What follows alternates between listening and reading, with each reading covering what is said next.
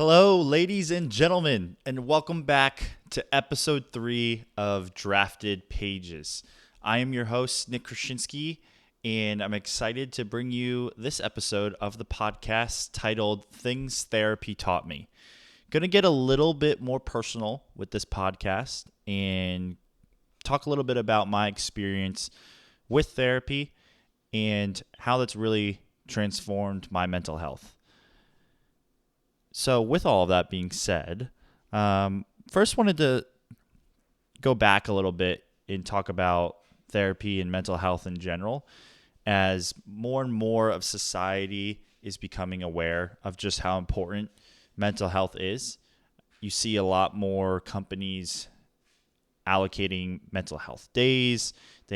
Insurance companies are including therapy and things like that into their programs, and I think a lot of it take that back. I think it can be attributed to a lot of different issues. The spike in mental health awareness and also some of the issues that people deal with more and more nowadays, like anxiety and depression. I think a lot of that comes from social media, but I also think the world is more aware of those types of things. We have a better understanding of how those types of mental health issues or sicknesses, even diseases, can affect people, right? And they shouldn't be taken lightly, and people should get the help they need.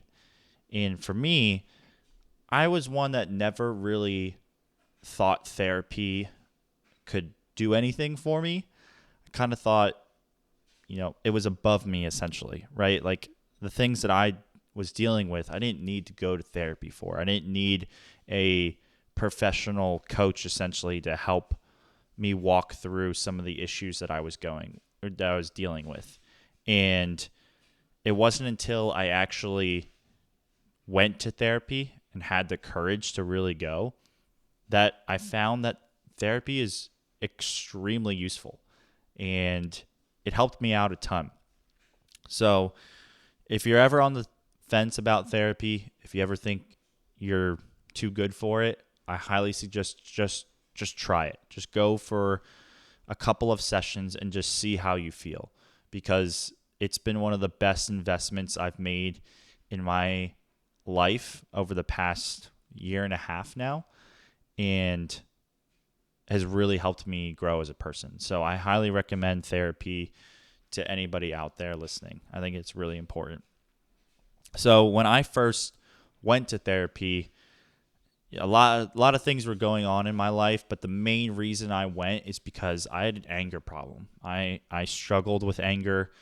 I would even go as far as to say it's like a generational curse in my family, especially on the men's side of things. I think, my grandfather from my dad's side struggled with it. My dad struggled with it. My older brother struggled with it. I struggled with it.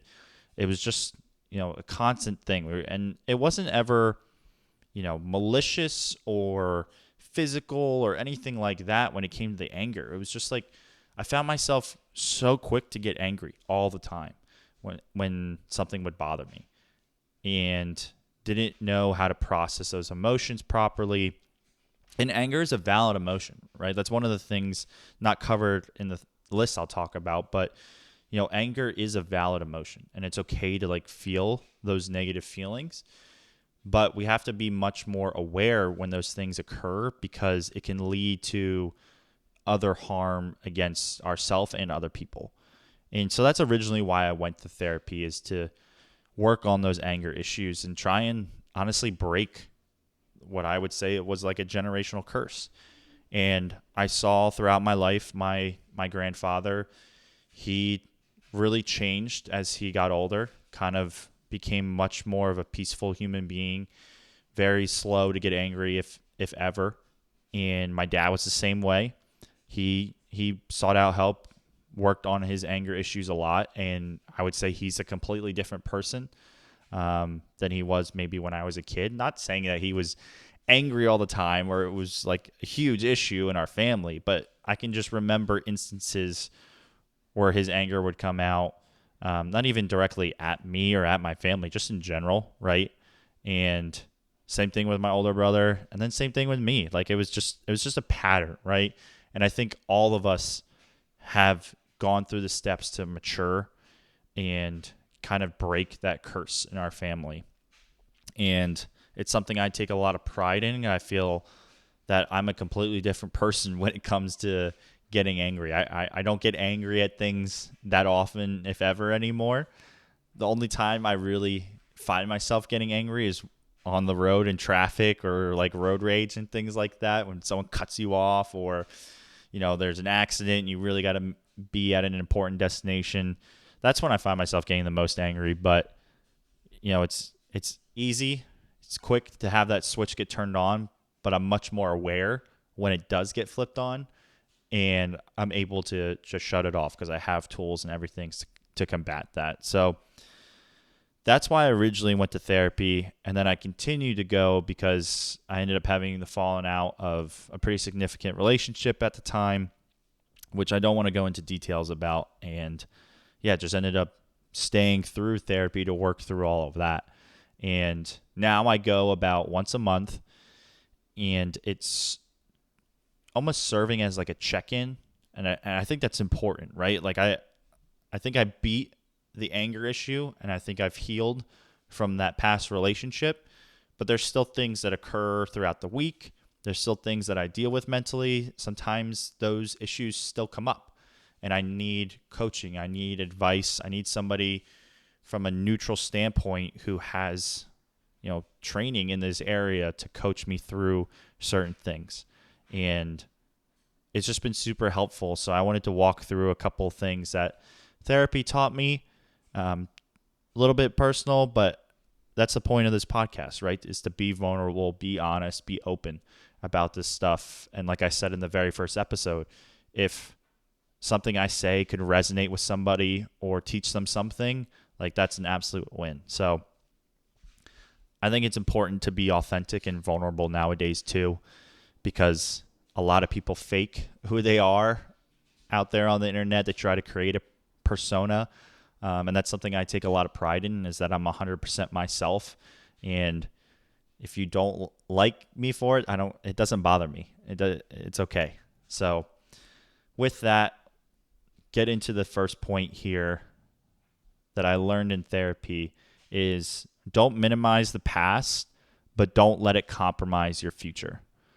So really what that is saying is things happen in the past, whether, from this past week or from years ago, and they have impacts on you, and they can have severe impacts on you, right? If you're someone who suffered from abuse or trauma or things like that, like those issues can linger a long time, and you shouldn't ever minimize that. You shouldn't minimize what was done to you, what someone said to you. Like if it really hurt you, if it affected you that way, don't minimize it. Don't blow it off. Don't bury those feelings, which I did quite a lot growing up when it came to negative emotions. Just buried them on the inside. They'll go away, right? So don't minimize that, but don't let it compromise your future either, right? So thinking about specific issues with that, with the anger, with broken relationships, with abuse, it's up to the individual to go through their own healing journey, whatever that looks like, so that it doesn't compromise your future, right? You don't want something to happen to you in the past, or have the way someone treated you in the past affect the way you go about the rest of your life. You don't want to be a victim to that stuff, and you certainly don't want to put someone else in an unfair position because they don't know your past, they don't know your history, they don't know that these things trigger you. And you want to heal through that as best you can, so that way you don't bring that into the next stage of your life. So I thought that was super powerful, something that really resonated with me, with what I was going through at the time. And it's definitely like a key point for me in my mental health as I go throughout the rest of my life. The second point, and if anything, this one point was worth every dollar I've spent going to therapy. It's that the Nick of old did the best he could with what he knew. And especially after the falling out of my relationship, like I blamed myself on days, on weeks, on months on end about things that happened, on actions, words, everything. You could write it all out, and I just had so much blame on myself, and would always look back and think like, man, if only I knew what I knew now. Like, I feel like it's very relatable as humans to wish that we could go back in time, and if only I knew what I knew now, right? Like, how much cooler would I be? How much more successful would I be? How much like better off I would be in certain situations. And I played that hand time and time again. And my therapist, once asked me, did Nick then do the best he could with what he knew? And that like really struck me. I remember it to this day, sitting in the room and just in silence for like a minute and a half, just thinking about that. And I honestly could say yes. Like everything I knew during those times, like I did the best I could with what I knew. Of course, I know way more now about a healthy relationship, about, my growth in my faith has completely changed the way I handle certain situations or deal with people in that way. And I think that's a part of life, right? You grow and you learn from the mistakes. It's oftentimes during those failures that we grow and learn the most, right? So ask yourself that question the next time you might be regretting something or blaming yourself for something that happened in the past. Like, did you do the best you could with what you knew then? And I think it's a very honest question you have to ask yourself. And if you didn't, okay, then reflect on that and not let the same thing happen again. But if you did do the best you could with what you knew, like there's no reason to blame yourself or to play victim to that situation. So that's one point that really helped me get through a lot of things, is when I asked myself that. Another point I have here written down, and this is pretty generic, but it's wounds take time to heal, so let them. I think oftentimes when bad things happen, we try to either push it to the side, bury the negative emotions, quickly run through it, not give ourselves the time and space needed to heal from certain things. And just like your body needs a Band-Aid over a cut to keep it clean, to keep it protected, to keep you from picking at the scab, your body needs that time to heal.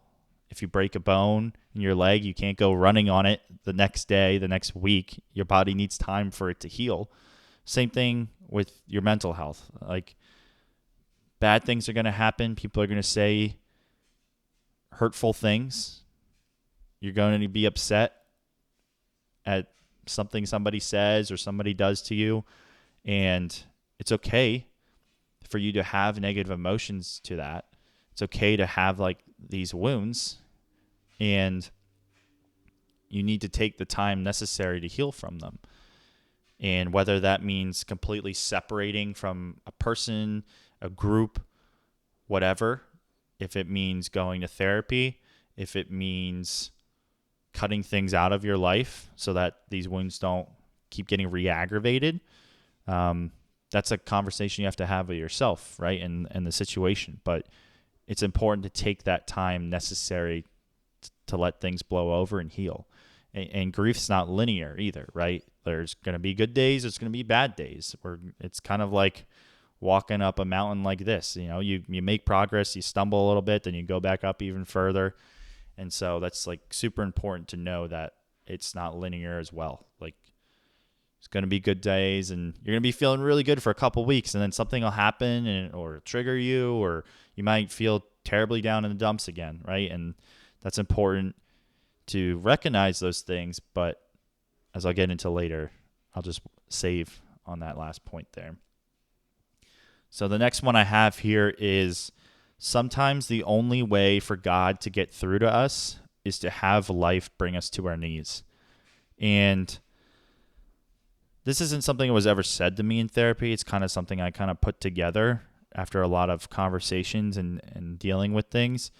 It's that I think if you're religious at all, you know like how God works, and you ask for peace or you ask for patience, and God gives you opportunity to be patient, kind of along those lines. And I think a lot of time over the past couple years, definitely in that past relationship, like God was trying to teach me things. He was trying to make me into a better man, make me into a better person, make me realize I need to go to therapy to work on my anger. And I just wasn't listening. I wasn't paying attention. And it took until like the completely falling out of the relationship that I was really brought to my knees. Like I had nowhere else to go but to God. And I think sometimes, he is gracious and he is merciful, but he's also the teacher. He's also helping us get to the path that he has lined out for us. And life's not easy. It's never supposed to be, especially if you call yourself Christian. Like I talked on the last episode, we got to carry our cross. Like got to lose our life for God. And if we're going to continue to fall into sin, continue to walk down the path that's not meant for us, sometimes it might take something to bring us to our knees, to get our attention. And I just remember that feeling of helplessness and having nobody else to go to but God and my church friends to really help me get through like a really tough time in my life and my family. And it certainly hurt a lot going through all of that, but I look back on that situation now and I'm almost grateful, like extremely grateful that it happened and I went through all of that, because it taught me so much. And like I said, I feel like I'm a completely different person now than I was back then, from a maturity standpoint, from an emotional health standpoint, from just like values and what's actually important, and giving my life, like truly surrendering my life to God and pursuing him in every aspect that I can. Like if it wasn't for those really dark times and having to like lean on him and his strength the most, right? Because it's during those times that his power comes out the most, because we can't take credit for that. Only he can, because he brought us out. So I think that trusting God in that way and knowing that there is light at the end of the tunnel, right? You got to walk through the valley of the shadow of death, not just walk in and hang out and be stuck there. You have to walk through it. And when you come out of that valley, you realize how great life is on the other side and how much you learned and grew through some hard and terrible times. And I'm sure a lot of people can relate to that.